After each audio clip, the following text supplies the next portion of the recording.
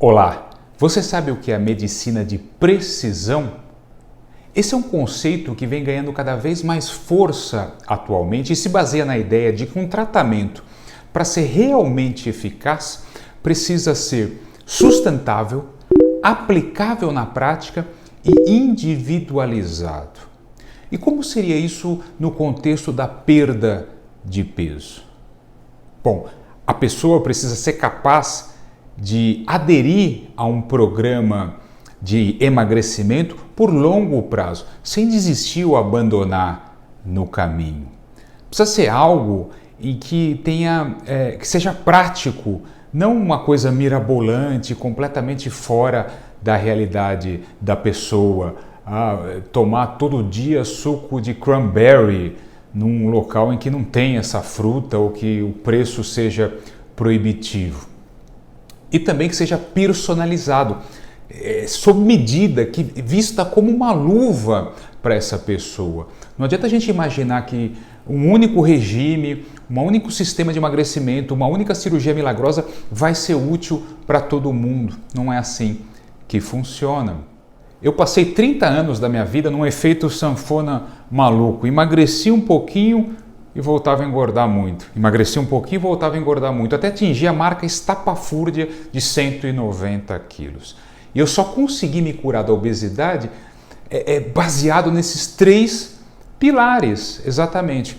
Então eu fiz algo que levou 2, 3 anos até eu atingir o peso ideal, que eu conseguia fazer diariamente sem prazo para terminar e que tinha a ver exatamente com a minha história, um sistema que eu desenvolvi que tinha a ver com a minha biografia, com a minha história pessoal única de vida. Há um estudo de revisão muito interessante, publicado em 2019, pela Universidade de Illinois, em Chicago, em que eles tratam exatamente da questão da medicina de precisão no contexto do emagrecimento. Lá eles apontam que a genética é responsável por até 70% da influência na obesidade. Mas ela não é capaz de explicar tudo. Por exemplo, a epidemia mundial de obesidade que tem ocorrido nas últimas décadas. Veja, nós, seres humanos, temos os mesmos genes e cromossomos de há um século atrás. Então não é pela genética que dá para explicar esse surto de obesidade mundial. Existem evidências científicas em ratos isogênicos, em seres humanos gêmeos idênticos, ou seja, organismos que têm o mesmo DNA, a mesma carga genética, com amplas variações de peso. Assim, há que se dá importância para a influência ambiental e de comportamento também na questão do sobrepeso. A influência da epigenética também é muito importante. Você sabe o que é epigenética? Bom, grosso modo, significa a possibilidade de que os nossos genes possam ser ativados ou inativados a depender da influência do meio e também dos nossos hábitos e comportamentos. Eu tenho uma forte carga genética hereditária para ser gordo. Tanto da família do meu pai quanto da família da minha mãe, há vários obesos, pessoas acima do peso ou em constante luta com a balança. Eu fui programado mesmo, geneticamente, para ser gordo. Mas apesar de toda essa influência genética, veja, 100% do emagrecimento não é genético.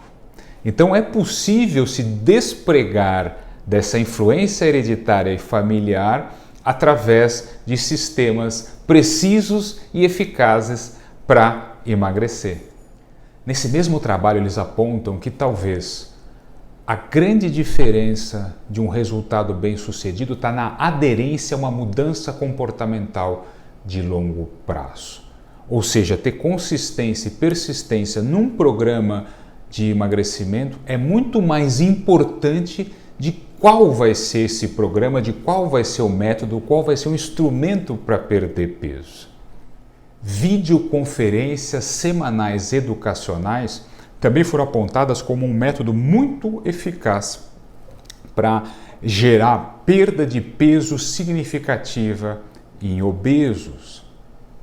Há um outro dado muito relevante em que as nossas experiências da primeira infância influenciam os nossos hábitos alimentares ao longo de toda a nossa vida. Eu nasci numa família em que a comida era o centro de tudo, praticamente um Deus. Mais do que isso, a comida era um veículo de troca afetiva. Era como se o afeto, o carinho tivesse sempre que transitar pela comida, pelo alimento. Isso me impactou para virar obeso, mórbido, extremo, de forma bastante significativa. Então eu tive que fazer todo um processo de reprogramar a minha mente em função dessas experiências que condicionaram o meu cérebro desde a primeira infância. E uma conclusão relevante desse estudo científico é que eles recomendam fortemente que antes de iniciar um processo de emagrecimento, seja feita uma avaliação mental cognitiva da pessoa. Ou seja, a importância de a gente primeiro emagrecer a cabeça, para depois conseguir ser bem-sucedido em afinar o corpo e ter uma vida mais saudável. Muito obrigado pela sua atenção.